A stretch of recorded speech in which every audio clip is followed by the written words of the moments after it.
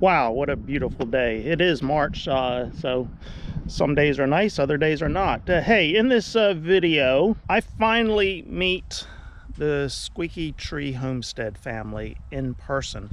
We kind of met virtually last year. We both had issues with our local health department due to COVID, and so I got to know them just through text messages and a few phone calls, and I actually talked about them in one of my videos. So we finally meet in person. They've already put their video up where they came down and I gave them a tour of the farm. I'll put the link to their video in the description of this video. I'm really amazed with what they're doing. They call themselves homesteaders. They had a dream to become self-sufficient, and they have come a long way in the 2.5 years that they have been working at this.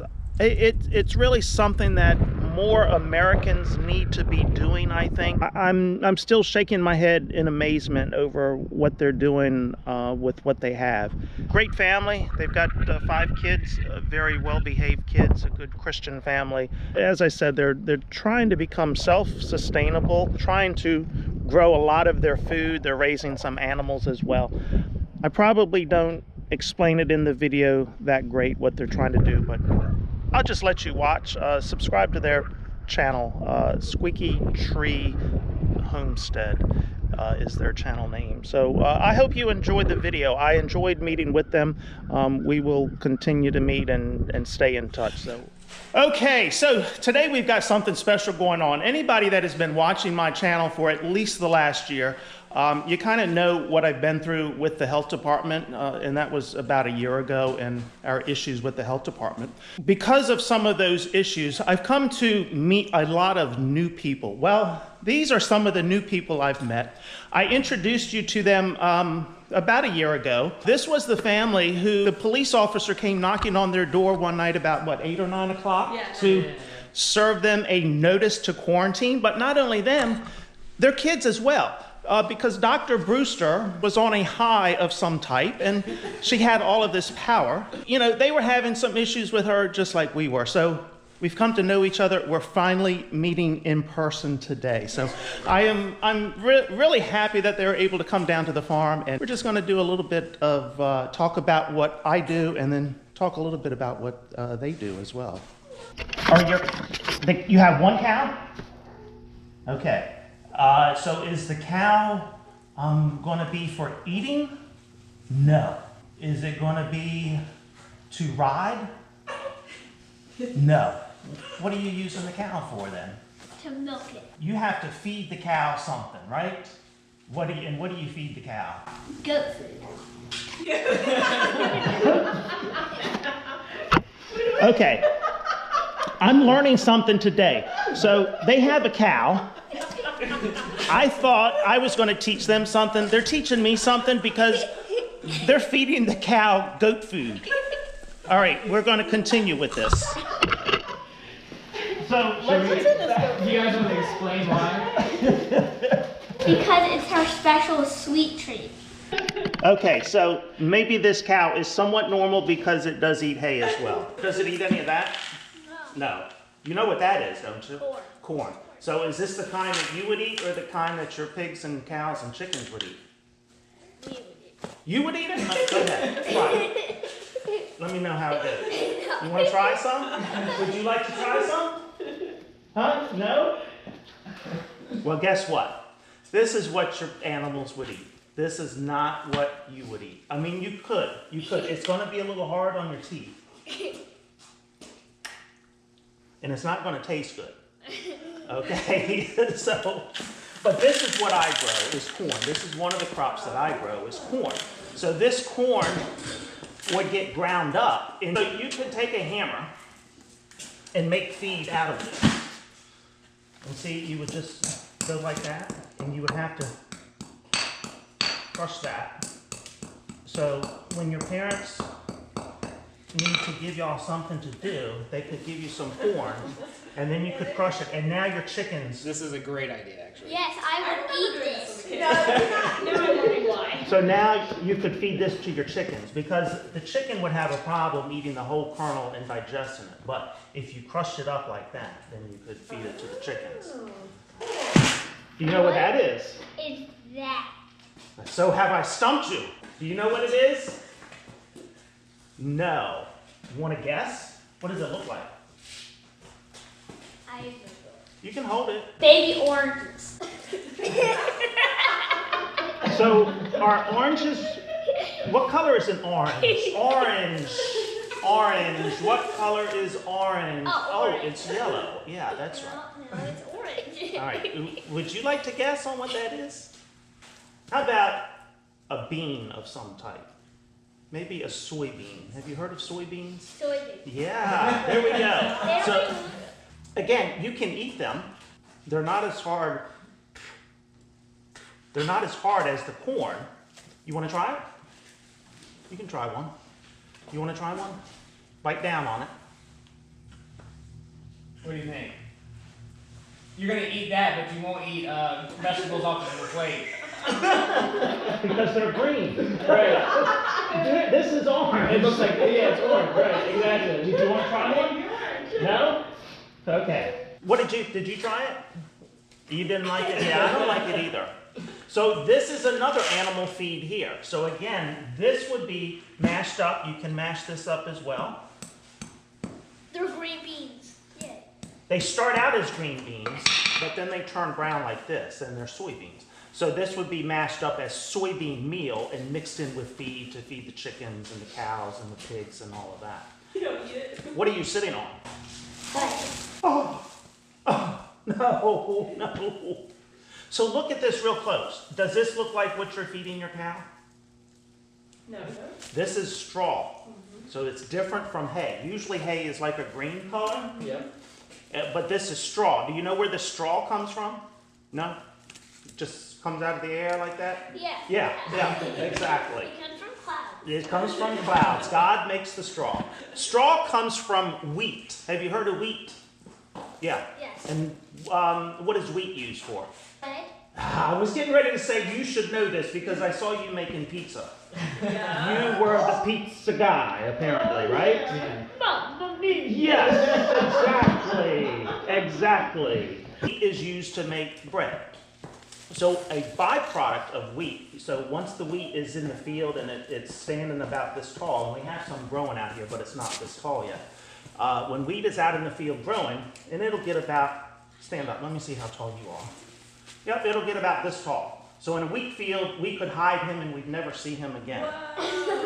So then I take a combine and I come through and I harvest the wheat. And So that's a type of tractor. yes, and we'll go see the combine. The wheat, so this straw is going to stand up like this, and right on the end of this straw is going to be kernels of wheat, and it's going to be smaller than these kernels that are going to grow. And you know why it's called straw? Because, I know because it looks so good. well, because it is almost like a straw. It is almost hollow inside. So if you get a real good one, you can kind of blow through it because it's hollow inside.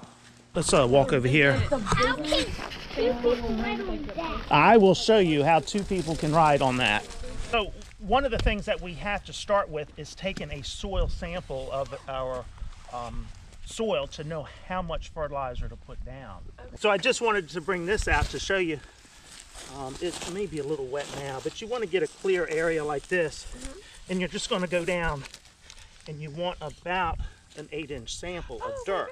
Oh, that's really cool. So you would go through the field and take about 5 or 6 of these samples throughout the field, mix it all up and send a small sample to the lab to get tested.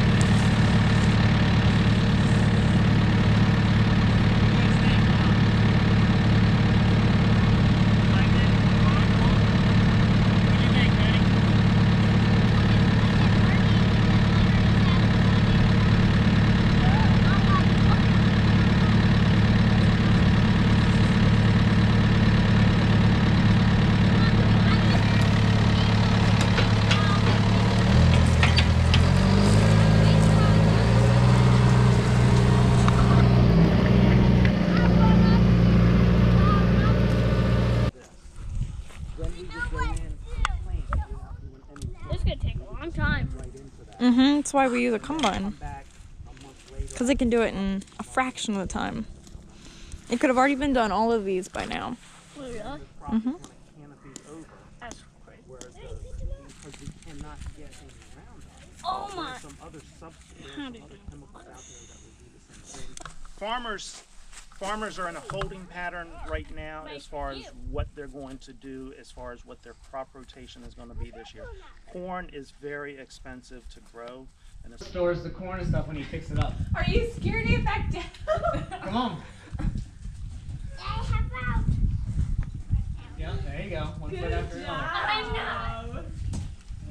There you go. I got you. Bye, Dad. Nice to see you. No, come on. All right, come on. Come on. Yep, I guess you know what I'm doing. I am taking the fertilizer spreader back to the dealer this morning. It's Saturday morning. My gosh, there's a lot of traffic on the road. Once I drop this spreader off, I'm going to go find a cup of coffee, and then I'm going to head over to the Squeaky Tree Homestead place and get a tour of what they are doing. I gave them a tour on Sunday of my farm, and I want to see what they're doing. They call themselves homesteaders, but they don't know it, but I think they're really farmers. So I'll show you what's going on there, so stay tuned.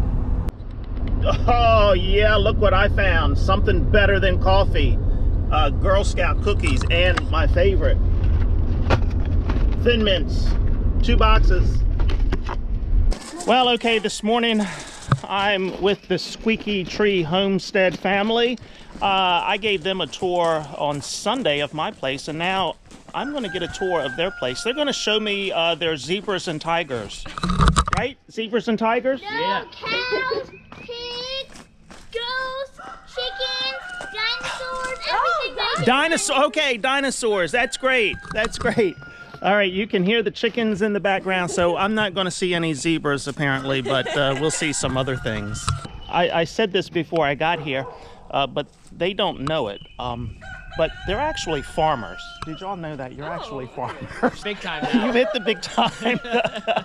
I will link their information in my video here, but one of their videos I just saw, their cow got out and their pigs got out, and so they're chasing pigs around the neighborhood. So, yeah, they're farmers. They just don't know it yet. We did potatoes.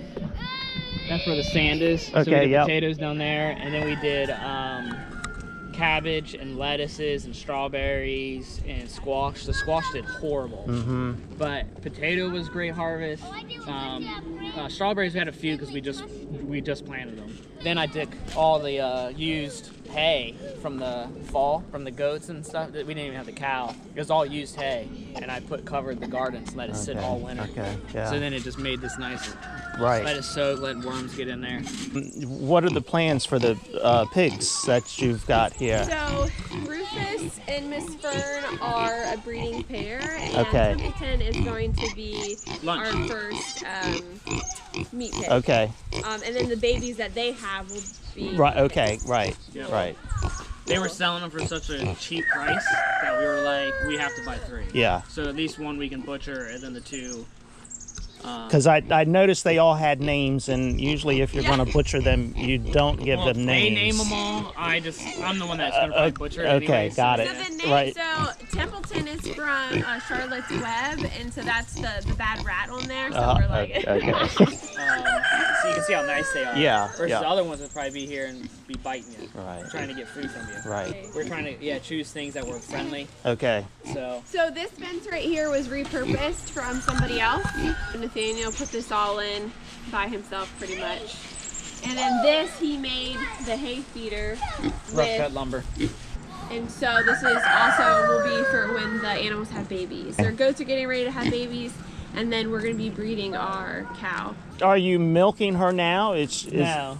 So we're looking to eye her this month. Okay. Well, you need a chute and all this, so I built this obviously for milking. Right. But we're gonna try to use it for the chute. But she's super cautious, so I've been like slowly bringing her in it. I haven't even locked her in it yet. She just is like she'll stand in there, Yeah. you know, and like, but she won't put her Just head in checking it yet. out. So it's just like slowly. We It's want her just a to know slow it's a good process. thing. Exactly. This little guy does super well, and we're super thankful because it saves my back on a lot of Oh, stuff. of course it does. Yeah. But I'm gonna tell you right now, some of these logs over there, I mean, the mini excavator was tipping. I'm sure it was. You know, I'm especially sure. those oak. I mean, I probably cleared over 80 small 20-foot trees. Okay. So, you know, by getting them and then clipping them, you know, you gotta like with the thumb and move them like this. Right. Yep. And move Yep. them all the way over there. It just took a lot longer. So my father-in-law was like, you should dig these stumps up with it. And we just didn't have the time. Okay. So I'd probably have to rent it again and then dig the stumps out and Right. and then use that to expand the pasture Right, as well. right. But these logs we've discussed, I'm not 100% sure, but so the guy that we called, he's in Virginia. He came and brought a 24-foot sawmill, and he brought it here, like back there by the pond, like Yep. the pool area, and we milled like 26 logs Okay. in like 8 hours. And so I've considered maybe calling him again, doing the same thing right. with a lot of these logs. And then like this wood for the stall barn, we didn't buy that. That was given to us. So that's the only reason, a lot of this stuff, the reason that we're even like where we're at is because we got stuff for free. Yes. If we didn't have that stuff for free, we had to buy it, we would have. There are creative ways for people to be able to find things that people just don't want. As I tell all of my employees, if you're not scared to get your hands dirty, Yeah. Right. it's Yeah. out there because Yeah. people every day are getting rid of this stuff, Right. and they don't really want to take it to the Right, if landfill. they have like a shed falling down and they're like, come move it out. Okay, what pieces can I Yeah, and so if you're not scared to sweat a little bit, you can pick up a lot of this stuff that you need really without can, a yeah. problem. Which you have shown you don't mind sweating and getting dirty, yeah. right? So the goal here is once the stall barn's finished, obviously I'll regrade. I would really like to buy a landscaping rake, especially for this kind of area. When you're ready to do something, let me know. I have one I would lend you that I think is small enough for this tractor. So. And I'd like to kind of grade it and then reseed it. All right, I'm not going to touch the gate because I don't want to be responsible for these animals getting out. It was that farmer. Any luck with the deer this year? We pulled out quite a few. Have you? Yeah. My dad actually got a 6-pointer. So you've actually got some little flatter ground back here. Yeah. Yeah, the hill is pretty steep up there. What is the purpose of the goats? Is that for breeding? Our goats are getting ready to have babies Okay. this month. And so we're going to sell those babies, and then we use the milk to make soap, lotion, Okay. those kinds of things, Right. ice cream, yogurt. And then our cow will be dairy, obviously, for the butter, the sour cream, the milk and stuff. Eventually we want to do, I think, a beef cow. Yeah. Yeah. So here, we I can- guess what you're trying to do is be self-sufficient, Yeah. whereas where I come from, you're trying to make a living at it as well, which that's not your goal. It's like when we got into this, the one thing that I've learned the most would be it's the long game. When we first started getting into chickens and stuff like that, you know, you're like, oh, you're getting eggs instantly, basically, right? But when you get goats and all this, you're like, wait a second. You know, the pigs, for instance, it really doesn't matter what kind of pig you get. It's a long game, 6 months to a year or longer. You know, and then you're like, wait a second, well, we only were able to butcher one pig. Well, that only feeds us for 2 months, you know, and you're like, but we don't have any more pigs. Yep. So you got to really like strategically figure this process out. And with the cow, it's 9 months of gestation Yep. before they even give birth. If we breed her this month, and it takes, if it does take, right? Because it could not take. Right. So then we're looking at January baby. So now we're not even getting milk until next year. You know, Yep. it's like this big, like you're like, what? We're in this, which I'm sure probably many homesteaders are, or even people want to know, like we're in this like lull, limbo mode. And the game right now is improving our homestead. And in the process of improving it, we're trying to get the animals where in that cycle that we want them to be. So we have 2 small stalls in here, and when we get closer to them giving birth, we'll clean them all out, and so they actually give birth in here. According to what we found on research, the White Rock roosters, if bred with the dark Cornish chicken hens, you get your meat chickens. Now, from the research I have read that actually what you get in the store is the White Rock with the white Cornish, but the dark Cornish has a more desirable, delectable taste. But they don't do that because it gives you a dark meat, Okay. and people don't like the look of it. Right. And you know, everybody's got to live around here. So that's really the concept, and then of course you're giving them fresh air and fresh sunlight to really let them free range with the pasture, because Right. you know, everything under the sun would come after them. Yeah. And they wouldn't even know what was happening. It appears your biggest challenge here is grass and pasture. That's Yes. Because there was none. So right. we started from Because of the scratch. trees that you've got and the topography of the land here, what you're dealing with. That's one of your biggest challenges It right is, now, it it is. appears. And of course that's not a quick endeavor. You know, Right. it requires taking care of the soil and fertilizing it, and then of course with the hill, you gotta seed at the right time, making sure that it's not gonna rain for at least a week. I mean, we've seeded this backyard probably 5 times, Yeah. and that's even us looking at the weather and going, it won't rain, and then it pours that night. Yep. And I come out and go, gotta regrade it again. That'll be good fun. Put it down. Put it down. There you go. Yeah, let's not do that. Well, you'll be happy. Apparently these poor kids don't get fed around here, so they have to resort to eating goat poop. Come on. Boys are real big in catching lizards and frogs, and so they've built this little like cave down here for all their animals. Down for snakes, lizards, and turtles, and then this is our supplies to make walls around here. Fill this with water when we have bullfrogs, and put like a piece of wood in it and sleep on it. Cody, his birthday is June 20th. Every time his birthday hits, he finds a baby turtle somewhere around Like here. just hatched. I guess that's their hatch season. No. How are you keeping the snakes in here? We'll have a lid here. Oh, okay. And how big of a snake are you going to have Like in here? little baby black snakes. Oh, okay. You know, black snakes aren't little baby ones. They're usually like 5 and 6 foot I'm ones. saying, like the just hatched. Hey, boy. I'll have to come back when you get your animal safari in gear here and see what you have going on, because that's going to be interesting. And we'll have this wood around the walls to make it a little cave and a little door. And we'll have Okay. a private water. Are you going to play music out here for the animals so they can dance and have fun? But guess what's a little scary? Snakes? No. Yes. I'm gonna show you. Okay. Guess why we need this carbon glass bottle? Ready? Yeah. This whole thing is gonna be a fox cage. The whole thing is going to be a fox cage, but you're going to have snakes and turtles and lizards in there. What? No, I don't but understand. But we're gonna build a humongous, like a little like house shed way, like a little fort way in the back of the woods, and those are gonna have all our cages. Oh, okay. So then this will just be for the fox then. We have their heat lamp, and then what is that called again? The where it's supposed to be the mama hen thing? I don't remember, but it keeps them warm. I was going going to say it's just a under it. warming mat. Yeah. And then obviously we'll move the water and feed And then- around a little bit look, ready? better, but we keep it on wood to And keep it this clean. is, do want me to tell you also what this cage is for? Ready? Guess why we always lock it up? First, so the chickens don't get out. Second, we put a fox in there and let the fox eat all the chickens. No, we don't. I thought you were going to say you put your sister in there when she's crying too much. Put her under This the was heat like lamp. scrap. I built this with scrap wood. Uh-huh. Have you set up a whole pantry in the basement, new shelves all set up with to be able to put your canning jars in there? Go ahead and show them, just babe. Go ahead and show them. It's just you can't really tell how much stuff we have, Yeah. like canned and stuff. No, I can. And then I up at the top, you have all the flour that's Mm-hmm. been vacuum sealed. We probably have 200 to 300 pounds of flour, and then oats and so this noodles was and- flour you purchased in bulk and then just put it into smaller bags. 50-pound bags of flour, and then we divided it up into 5 pounds. And the Okay. way that we sealed it, it should last for years. Right. And you freeze it, and then after that you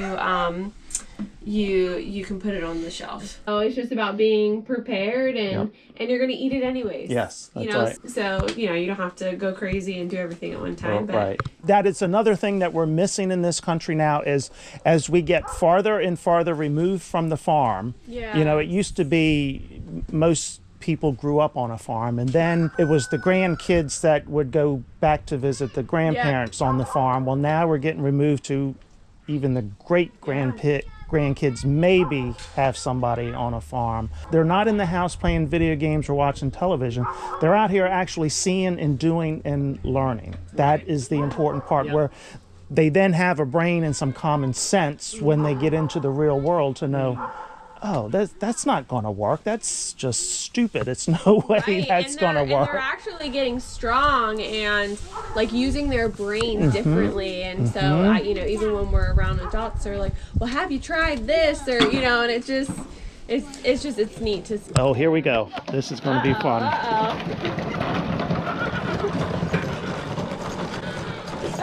Looks like nice. Well, Donnie, we want to thank you so much for visiting our homestead. It was a joy taking you around and answering questions and everything. Yeah. We'll be in touch. I'm not. I need to come back and see more about how this progresses. So as you can see, they're not afraid to get their hands dirty. They're not afraid to sweat. They've got a lot going on here. I'm just very impressed. I really am. I wish more people would do some of this. We wouldn't be in the situation we're in with a lot of things in this country. A great family. They know what they're doing. They're raising their kids right. I'm very impressed with what I see here. You can hop back on that. There you go. Okay, so I always end my videos with a see ya. So I need all of you all to do this at the same time. Is just look at the camera and say, see ya. Oh, nice. Do you think you can do that? Oh, yeah. Okay. All right. Are you sure? All right. So we're going to wrap it up here with this Squeaky Tree Homestead and all the kids here. And so you know what that means. We're going to say, see ya.